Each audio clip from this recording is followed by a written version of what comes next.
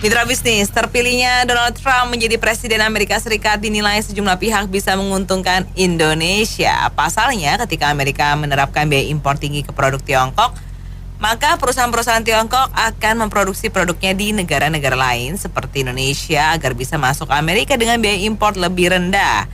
Namun, apakah Indonesia bisa bersaing dengan Vietnam atau Thailand dalam menjaring perusahaan-perusahaan Tiongkok itu? Apa komentar Anda, Mitra Bisnis?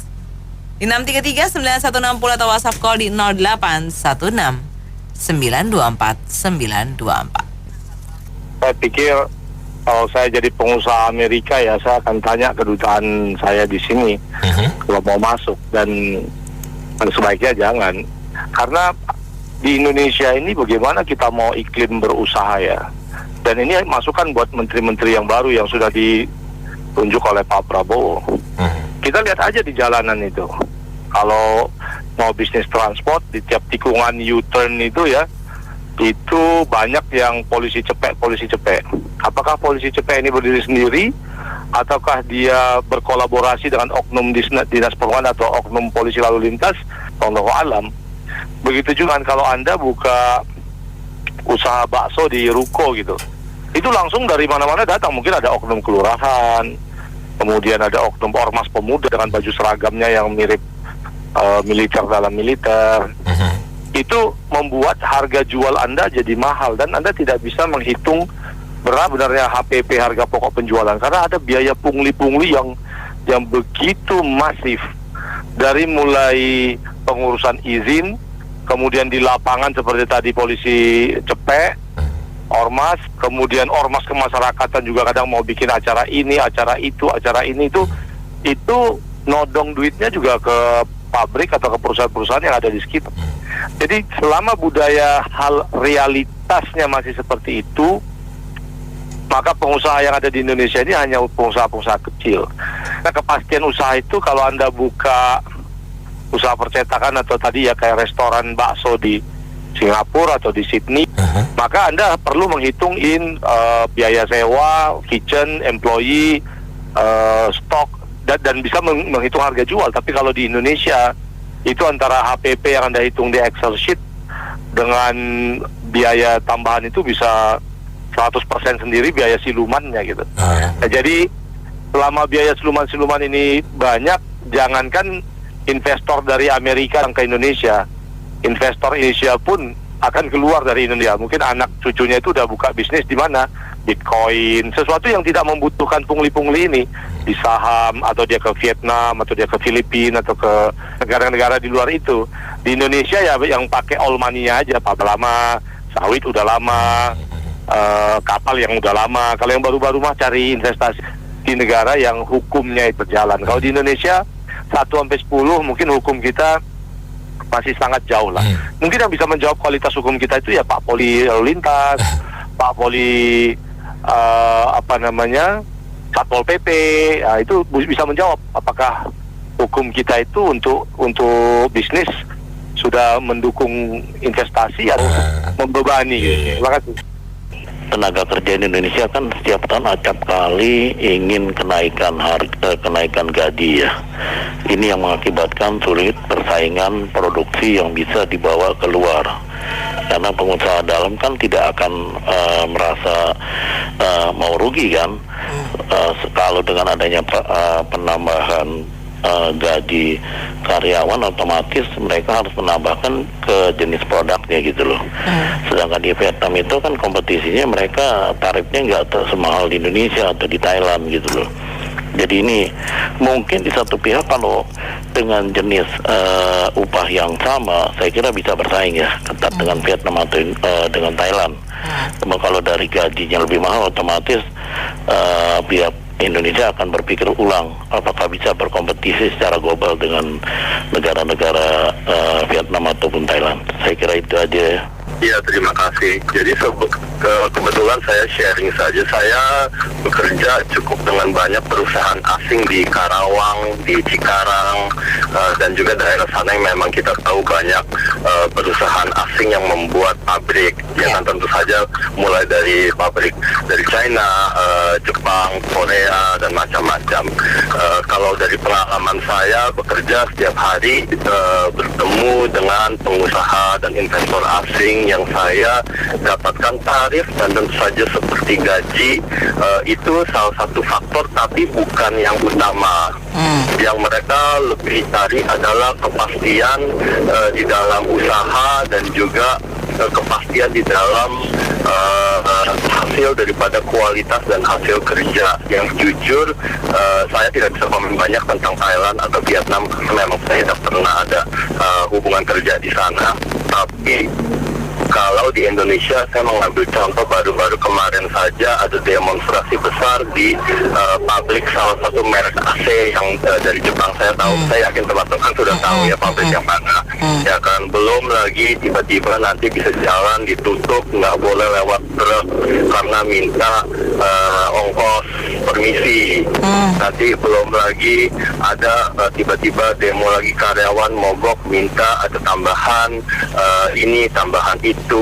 Jadi produksi berhenti. Kalau produksi berhenti yang harus bayar rugi tanggung kan tentu saja siapa lagi, pabrik, ya kan. Jadi memang di Indonesia itu masalahnya saya lihat mau pemerintah, mau Presiden Prabowo sampai ke China bertemu dengan Xi Jinping, lalu akan lagi ke Amerika dan juga melakukan berbagai macam diplomasi tingkat atas. Tapi kalau di tingkat bawahnya kita hanya memikirkan demi tambahan beberapa ribu rupiah sehari, kita merusak produksi, kita merusak supply chain, kita merusak kepercayaan investor yang sudah dibangun oleh semua pengusaha dan semua pemerintah dan semua pihak. Itu sulit sekali ya, karena ya bagaimana lagi bisa hari ini mau usaha tiba-tiba mau masuk pabrik nggak bisa, karena bisa terus ya mendadak tutup jalan. Lalu mau ngirim barang truk bisa mendadak nggak bisa lewat karena nanti diperiksa, nanti ini, nanti itu.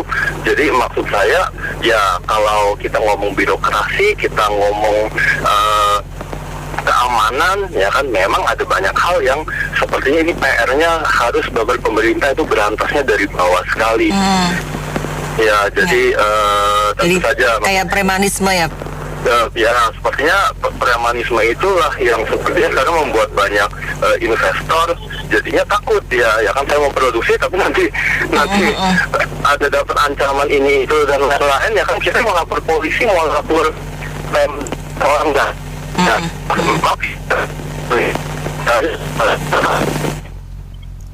Jadi kita tahu ya Pak Prabowo hari-hari ini sedang melakukan lawatan ke luar negeri untuk pertama kalinya. Ya, pertama adalah ke China, kemudian bablas ke Amerika. Pulangnya nanti akan mampir ke Inggris ya untuk memenuhi undangan Raja Charles, dan terakhir akan melakukan kunjungan ke Timur Tengah. Saya pikir ini ada simbol-simbol perdagangan di situ ya, bahwa mungkin Pak Prabowo sudah memperhitungkan masalah itu ya kan, bahwa beliau akan mengambil Indonesia akan ditempatkan untuk menjadi perantara antara Amerika dengan Cina itu tadi. Nah, tapi ya karenanya saya pikir perlu optimis juga. Hanya saja kalau kita perhatikan negara-negara tetangga yang ikut aktif juga seperti Thailand yang begitu damai dengan investasi, kemudian Vietnam yang berkembang begitu pesatnya, kita sebenarnya punya beberapa kelebihan Mbak Nina. Kita jadi satu-satunya negara anggota G20 di ASEAN ini, ya toh. Kemudian kita juga punya sumber daya manusia yang melimpah dan sumber daya alam juga. Dan terakhir beberapa upaya diplomasi Indonesia belakang ini memang cukup sukses ya, dipandang cukup sukses ya di kancah internasional, misalnya terkait dengan perang di Timur Tengah, kemudian di Ukraina, bahkan sampai Ukraina itu kemudian mengeluarkan perangko khusus untuk Pak Prabowo, itu gambarnya Pak Prabowo di sana. Nah, ini padahal Pak Prabowo begitu dekat dengan Rusia. Ini berarti posisi Indonesia sangat strategis dalam pandangan negara-negara itu. Nah, maka saya pikir posisi Pak Donald Trump dengan Pak Prabowo yang mungkin juga sudah kenal lama itu nanti juga akan jadi pertimbangan Indonesia nanti akan dapat kuota apa gitu kan. Nah, kemudian yang terakhir ini juga kita perlu membenahi sistem kita Mbak Nina yang tidak kalah penting ini. Ini harus jadi momen ya. Misalnya seperti Undang-Undang Cipta Kerja itu ya. Undang-Undang Cipta Kerja itu justru menjadi momok menurut saya. Karena sudah 2 kali ditolak oleh MK yang ujung-ujungnya adalah memunculkan ketidakpastian hukum, ya, sehingga investor jadi agak ragu, takut gitulah. Nah, ada baiknya ketika masalah perburuan kita bisa belajar dari Vietnam misalnya, ya. Di Vietnam itu para buruh itu hanya memenuhi kebutuhan sekunder mereka, kebutuhan primer sudah dipenuhi oleh negara. Nggak seperti kita, para buruh harus memenuhi kebutuhan primer, sekunder dan seterusnya, sehingga repot. Kalau pemerintah itu bisa lebih proaktif memberikan subsidi kepada masyarakat dengan subsidi yang produktif tentunya, ini nanti akan meningkatkan derajat perdagangan bangsa kita di kancah internasional, Mbak Rina. Luar biasa, Pak. Nah, ini menjadi suatu hal polemik kalau saya nilai ya, karena apa-apa kalau dengar Tiongkok di Indonesia, ini kayak bakal gampang-gampang susah kalau saya bilang. Kalau Vietnam lain lagi, karena mereka lebih pancing investor, itu betul. Di sana lebih mempermudah. Kalau di sini Indonesia, kalau investor asing mau kelola perusahaan di Indonesia, itu nggak segampang itu. Perizinan sana sini aja, kadang oknum-oknumnya aja suka main persulit. Gimana mau bikin Indonesia ini jadi makin maju negara kita? Gitu. Jadi kalaupun mau istilahnya investor Tiongkok kalau mau kelola suatu perusahaan di suatu negara di Indonesia, ya pikir-pikir dulu deh. Memang itu hal positif karena untuk memajukan ekonomi, tapi balik lagi kadang oknum-oknumnya itu yang jadi kendala gitu. Oke dah, itu yang saya bisa bicara lah.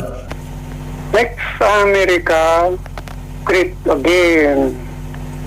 Jadi diperlakukanlah politik proteksionis.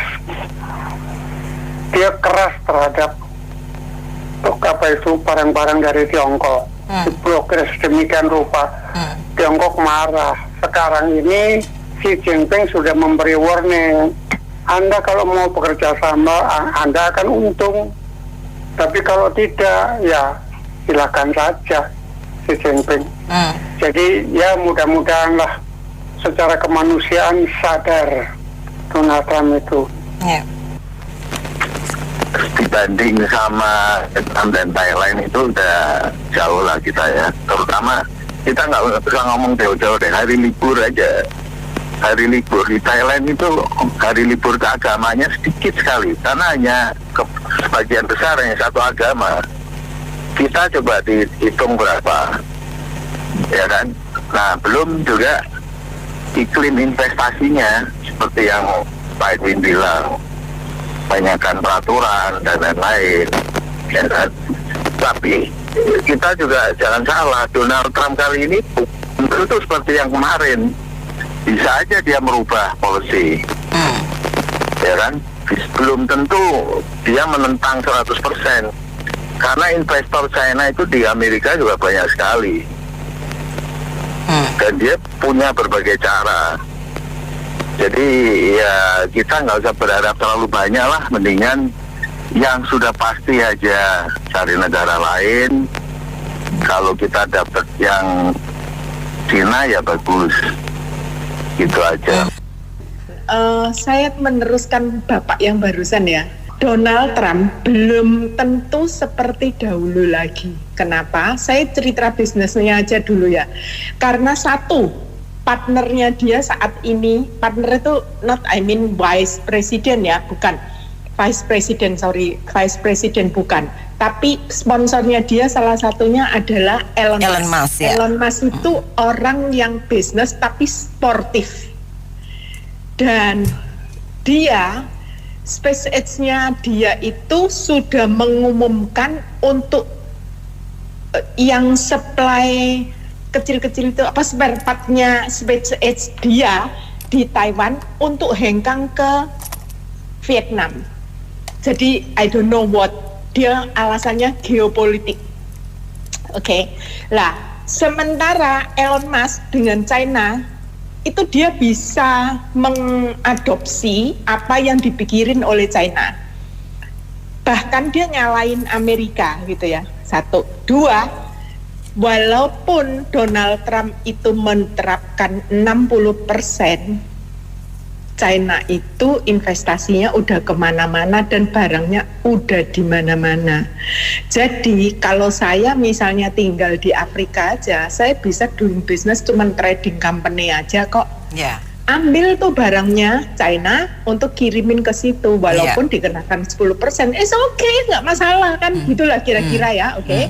Nah, tapi Donald Trump salah. Kenapa? Karena gini, kalau dalam doing business terus harga barang-barang yang ada di Amerika itu mahal, maka rakyatmu yang menderita, inflasinya juga tinggi, daya belinya juga menurun. Kenapa? Karena gini, China ekosistem daripada industrinya itu udah terbangun. Dan terbangun settle down, bener-bener down itu dalam berapa dekade dia udah membuat dan mempersiapkan, baik itu di Guangdong, di daerah manapun lah kayak gitu ya. Jadi bukan cuma di satu daerah, misalnya di misalnya di Guangdong, misalnya di Shanghai, misalnya di daerah kecil yang lainnya, itu Shenzhen atau mana aja, itu semuanya ekosistem tuh udah terbangun semua. Jadi nggak mungkin mengalahkan China, termasuk juga Amerika dan Vietnam.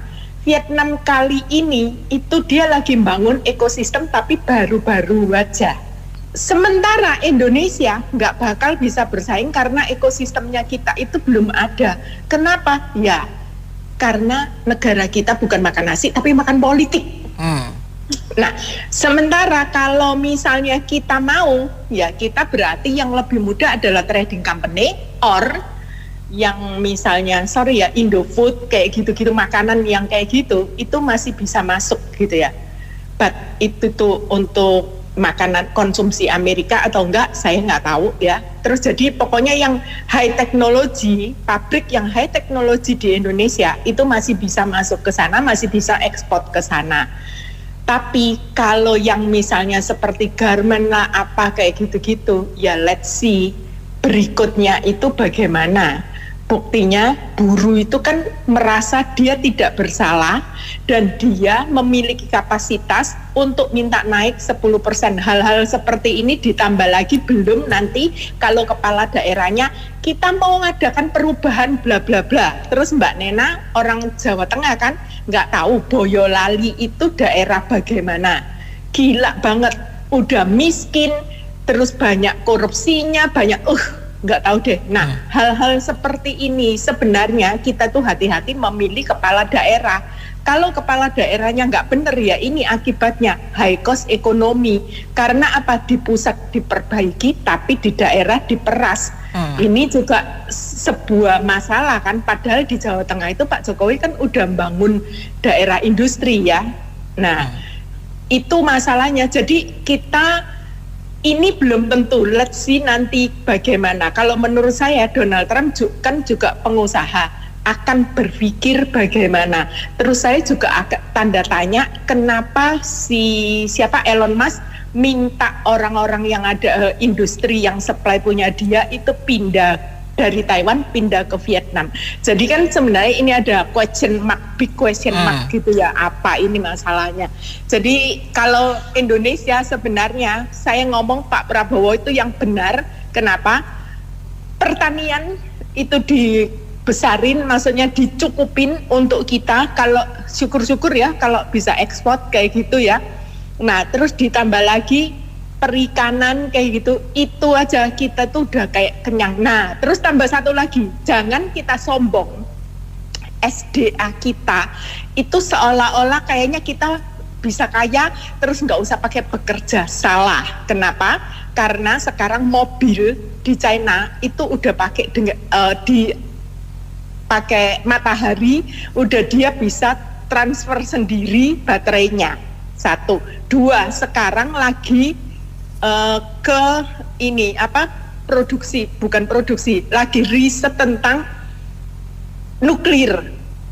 Kalau sudah nuklir berarti jangan kita sombong lagi SDA kita, nikel kita gini-gini bla bla bla, terus nikel 3 tahun pabrik 3 tahun dibakar 2 kali gitulah ceritanya. Nah ini jadi kita juga jangan sombong, itu karena keadaan ini berubahnya cepat. Bayangin Iya. aja kalau udah nuklir, baterainya itu menggunakan nuklir, maka 500 tahun. Makasih. Semua istilahnya apa ya dalam bisnis ya, semua kesempatan itu ada kok, terbuka lebar. Tinggal kita bagaimana masuk dan menggunakannya dan mencari sela-sela yang menguntungkan. Tapi kembali lagi untuk Indonesia, Mama sedikit pesimis karena korupsinya itu loh anak Mama ya. Makanya istilahnya tuh cari fulus tuh yang halal deh ya. Jadi nggak usah korupsi supaya keuntungannya juga berlimpah dan yang mendapatkan itu ya sesuai dengan kerjanya gitu saja. Ya kalau melihat ini saya sendiri ini saksi dan saya sendiri fakta. Saya kan selama ini kan selalu gabung dengan orang bisnis tuh. Nah ini saya coba sekarang itu bisnis lagi kecil-kecilan bikin satu klinik gitu. Ngurus izinnya ampun bener-bener saya. Mulai sekarang kan IMB diganti PBG namanya. Itu aja, gambarnya aja, yang namanya arsitek itu kan banyak dan dia sudah punya SKA. Itu nggak boleh sama mereka, harus arsiteknya orang dinas sendiri. Saya bilang ini apa-apaan, saya bilang gitu.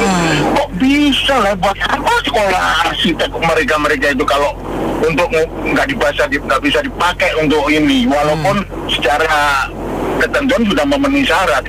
Jadi saya pikir jauh sekali lah Indonesia kalau mau bersaing dengan yang lain-lain itulah. Walaupun dibilang orangnya mirip-mirip sama, ininya hampir sama, tapi kelakuannya yang sangat berbeda gitu loh. Jadi saya nggak berharap itu mereka bisa sini dengan ya mungkin di pusat oke lah, mungkin begini, tapi kenyataan di lapangan benar-benar ini saya ngerasain sendiri. Karena saya gara-gara ngurus itu aja, dan itu nggak cenderungnya si bolak-balik ujung-ujungnya suruh ganti yang gambar harus mereka gitu. Ampun, saya pikir itu aja salah satu contoh yang menurut saya diperbaiki lah kalau memang tuh investor masuk di Indonesia. Terima kasih. Buat saya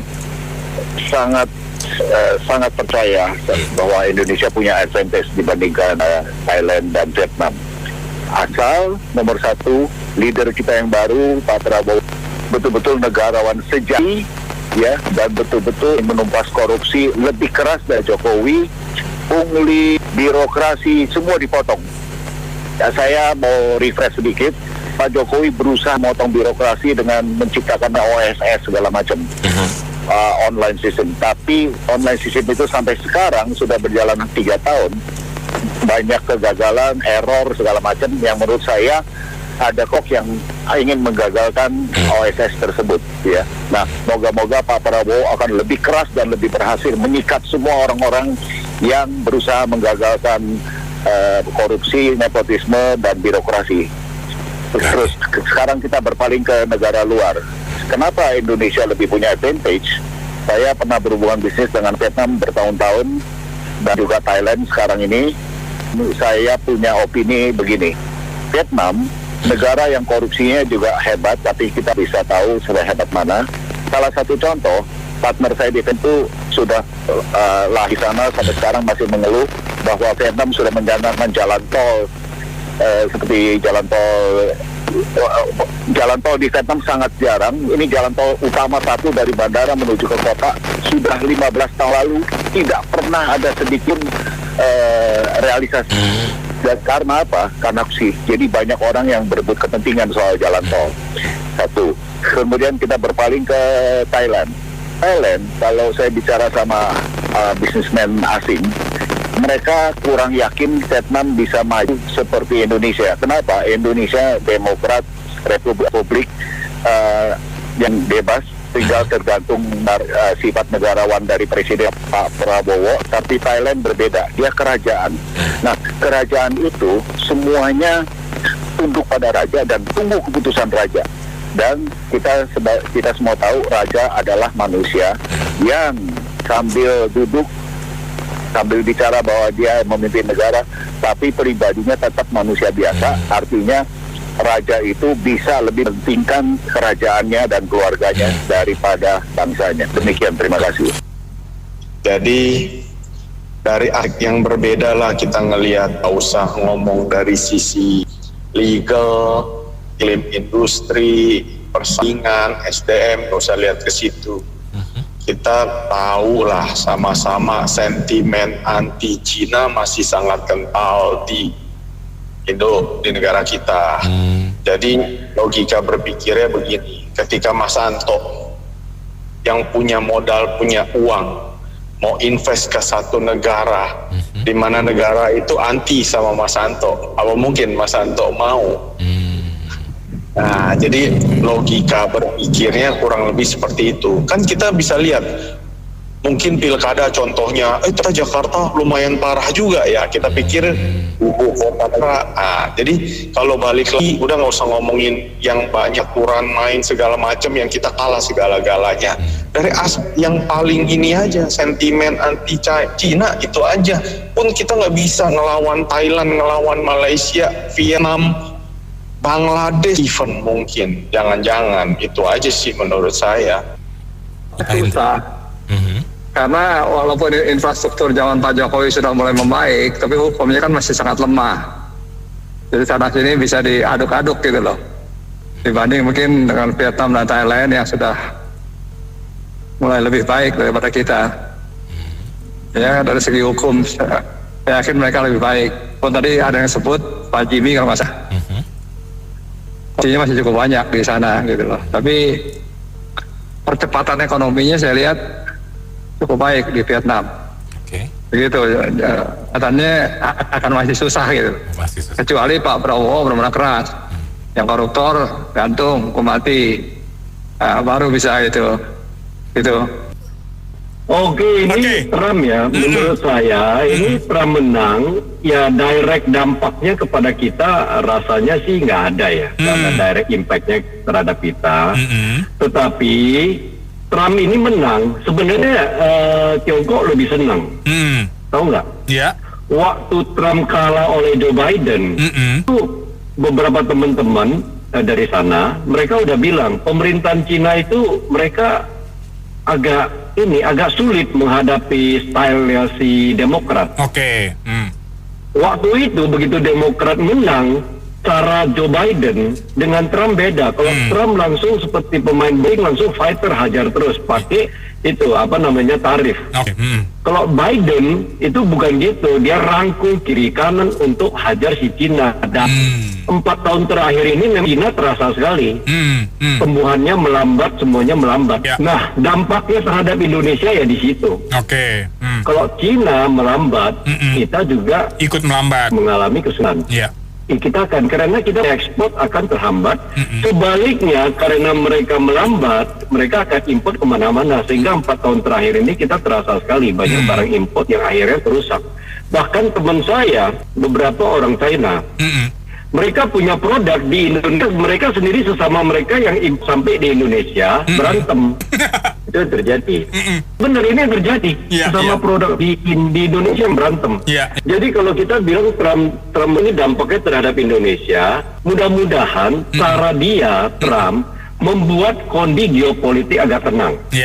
Kalau ini tenang, ini akan berdampak kepada kita.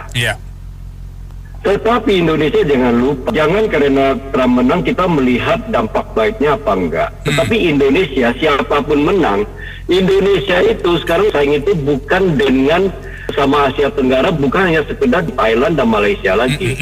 Vietnam pun udah melebihi GDP kita. Betul. Perhatikan GDP-nya. Indonesia di Asia Tenggara kalau saya nggak salah GDP-nya itu udah turun sampai 6 atau 7 deh. Mungkin di atas Filipina, Laos, Kamboja aja. Jadi Indonesia itu janganlah melihat Trump menang ini dampaknya seperti enggak dilihat lah. Apalagi Indonesia waktu Presiden Jokowi kan cenderung agak ke Tiongkok ya. Jadi Indonesia itu tetap pemerintah itu harus dengan berbagai macam strategi. Ini untuk menerah. Jadi menurut saya ya langsung direct impact nggak ada dari Trump. Tetapi harapannya Trump membuat situasi geopolitik dan lain-lainnya semakin nyaman. Sehingga kita punya peluang untuk punya peluang untuk penetrasi pasar lebih besar dan secara global permintaan bisa akan lebih baik, ekonomi akan lebih baik. Minimal mineral hasil tambang akan tidak terjadi gejolak yang terlalu tajam. Kalau saya pikir sudah lama pendekar mabuk kok, makanya syukur jadi kayak orang mabuk. Tapi ya menurut saya dia konsisten untuk ke dalam negeri. Bagus adabnya. Nah, sebaliknya Indonesia, lawan Indonesia tuh cuma Pak Beni. Dia sendiri sebenarnya. Nggak bisa Indonesia mau mikirin macam-macam ya. Kalau kebijakan dalam negeri itu nggak jelas, korupsi, kolusi, nepotisme nggak diperbaiki, nggak bisa maju Indonesia, susah. Indonesia merasa besar itu dalam dirinya sendiri, merasa dirinya hebat dalam dirinya sendiri, tidak bagus. Nah, tapi memang ada beberapa kebijakan yang dulu penguasa yang lama itu, salah satunya nikel itu bagus, itu memdampingi, bagus buat Indonesia. Tapi di zaman Trump ini, semoga saja perang dagang dengan Cina tidak makin besar. Yang tadi pembicaraan sebelumnya benar, menurut saya sangat benar. Geopolitik di luar negeri, di luar ini menjadi lebih tenang, supaya ekonomi bisa bergulir dengan baik.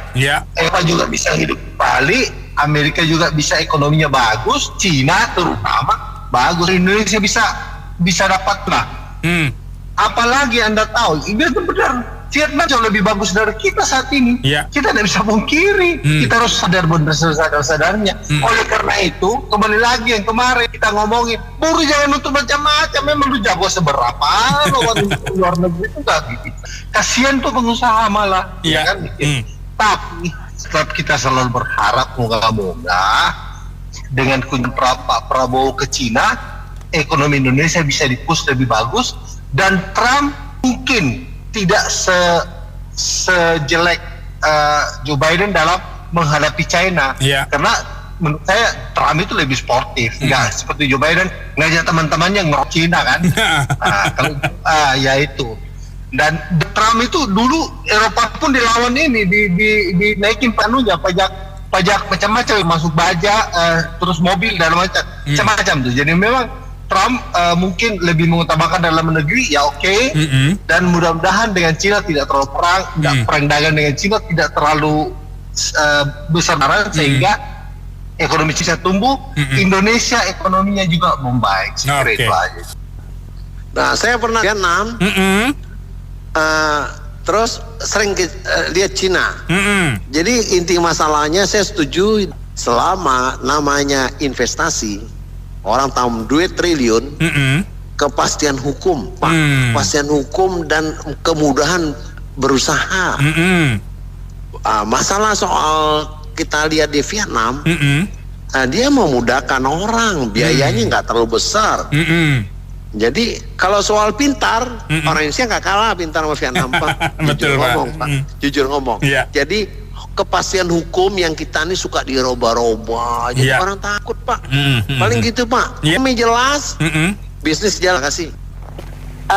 Kalau memang Indonesia bisa menjadi daya tarik investor, itu harus membenahi misalkan ya masalah kebijakan yang tidak konsisten, ya kan itu. Jadi kita mengundang investor untuk berinvestasi Indonesia, terus tiba-tiba istilahnya investornya sudah investasi dari jumlah yang besar, tiba-tiba kebijakannya berubah, ya kan, inkonsisten jadinya kan, gitu.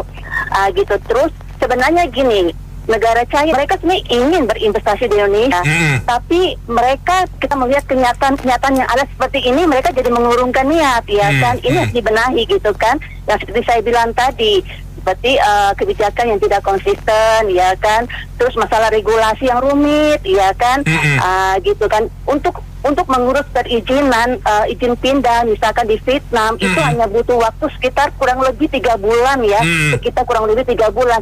Tapi di Indonesia bisa lebih dari 1 tahun. Iya kan, iya. Belum lagi ditambah lagi dengan apa coba Bung Benny? Iya, dengan punglinya. Iya kan, maraknya pungli. Iya kan, gitu. Itu bikin investor jadi ogah gitu kan, karena di sini masih banyak pungli, masih banyak korupsi, ya kan gitu. Ya, jadi ini yang harus diperbaiki, masa regulasi yang rumit. Regulasi ini perlu disederhanakan dan birokrasinya segala macam itu perlu direformasi, ya kan. Terus begitu yang terakhir masalah sumber daya manusia itu harus ditingkatkan.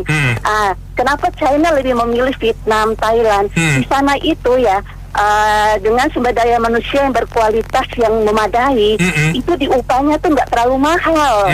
Tapi di Indonesia dengan kualitas sumber daya manusia yang kurang memadai, minta upah tinggi.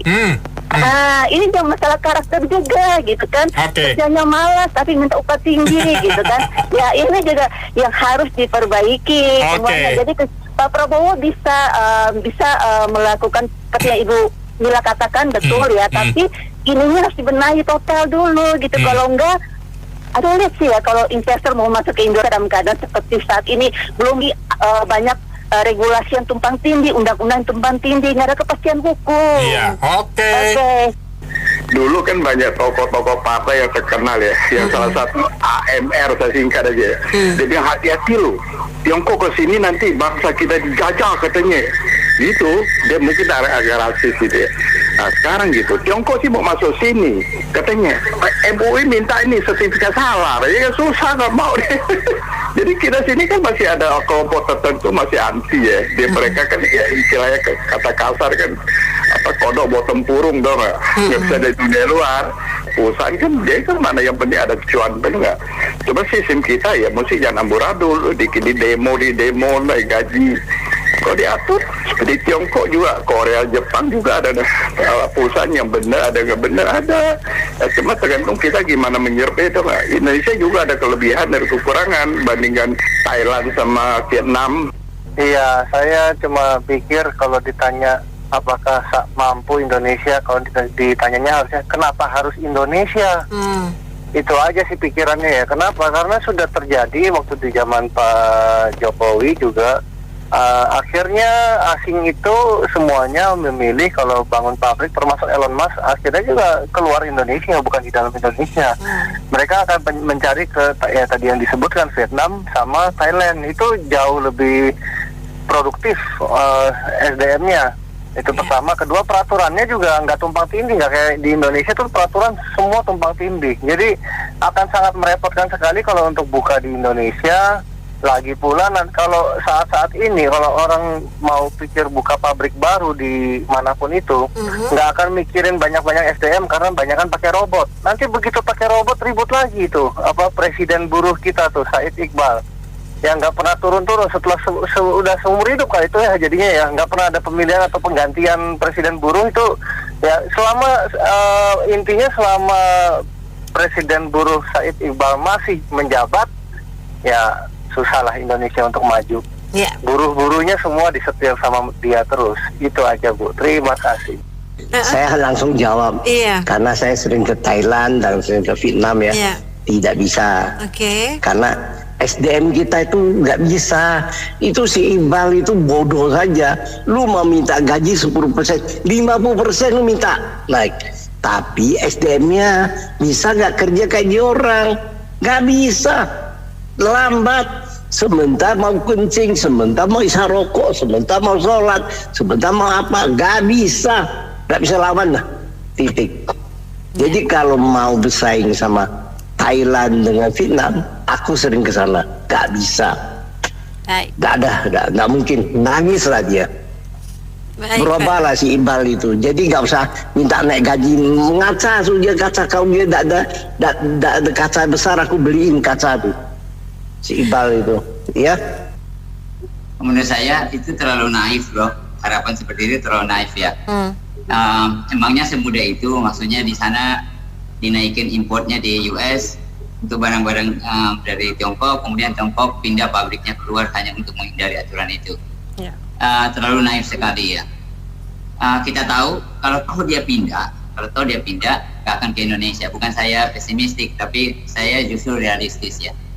Segudang persoalan yang ada di Indonesia ini bukan cuma investor dari Cina yang nggak mau kemari, dari berbagai negara juga nggak kemari. Nah, apalagi kalau dibandingkan Vietnam dan Thailand, sudah jauh sekali ya. Begitu nyamannya ke sana sehingga menurut saya bukan bandingan lagi dengan negara kita kalau dalam hal menarik investor ya. Saya rasa kalau bicara 1 jam juga nggak selesai kita daftarkan semua persoalannya yang ada di sini, mulai dari masalah ketidakpastian hukum, kemudian penegakan hukum, kemudian lagi adanya sering-sering demo dan lain-lain, politik juga, wah sudah macam-macam lah ya. Nah, yang kedua justru saya mengatakan bukan mendapat berkah, malah kita mendapat malapetaka, musibah akibat kebijakan seorang presiden yang saya mengatakan itu bukan presiden yang bersahabat untuk dunia. Justru kita butuh sekarang ini adalah pemimpin negara manapun itu, menurut saya pemimpin yang bersahabat secara global, yang tidak menimbulkan masalah. Karena Indonesia ini, saya ini sedih sekali, urusannya di luar sana ya, yang masalahnya di luar sana, entah itu perang, entah itu apa, kita kecipratan musibahnya, malapetakannya. Bener kan? Lihat aja sekarang, perangnya di ujung Israel di Arab sana, perangnya di Soviet Ukraina ya. Apa dampaknya ke kita? Ya rupiahnya melemah, harga barang naik banyak sekali gitu ya. Nah, saya mengatakan kebijakan Trump seperti ini Tiongkok ini nggak akan begitu saja menerima, duduk diam manis gitu, berpikir pindah. Dia akan melawan. Dia akan melawan dengan menerapkan mungkin sama juga ya, pajak atau biaya masuk terhadap produk Amerika, dan terjadilah apa?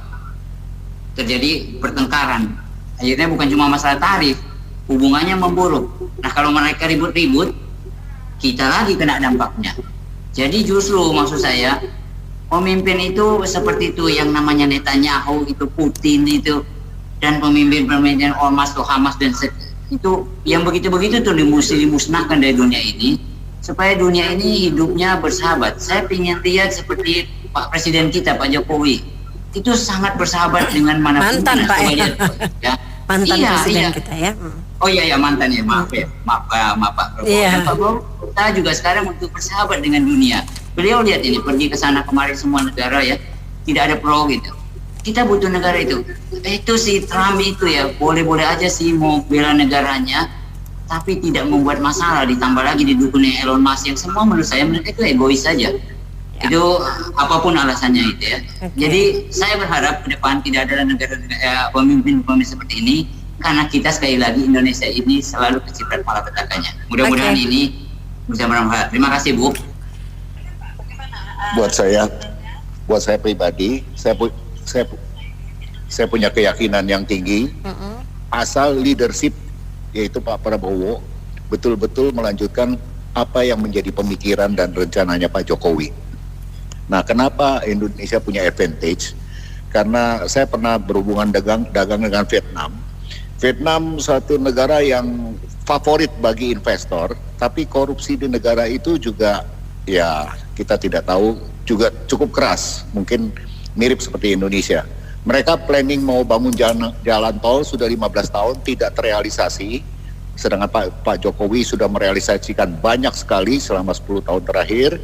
Kemudian kalau dibandingkan Thailand, menurut saya pribadi, Thailand adalah negara yang berbasis kerajaan. Nah, negara yang berbasis kerajaan itu tergantung si raja, dan si raja kemungkinan besar pemikirannya bukan untuk negara, tapi kemungkinan hanya untuk posisi kekerajaannya beliau. Jadi sekali lagi saya yakin Indonesia punya harapan besar asal Pak Prabowo betul-betul seorang negarawan dan melanjutkan segala apa yang menjadi pemikiran dan rencana Pak Jokowi. Terima kasih. Kalau Indonesia mau bisa bersaing itu penyakit kita kan ada undang-undangnya itu banyak sekali, hukumnya nggak ditegakkan, di lapangan nanti ketemu ormas.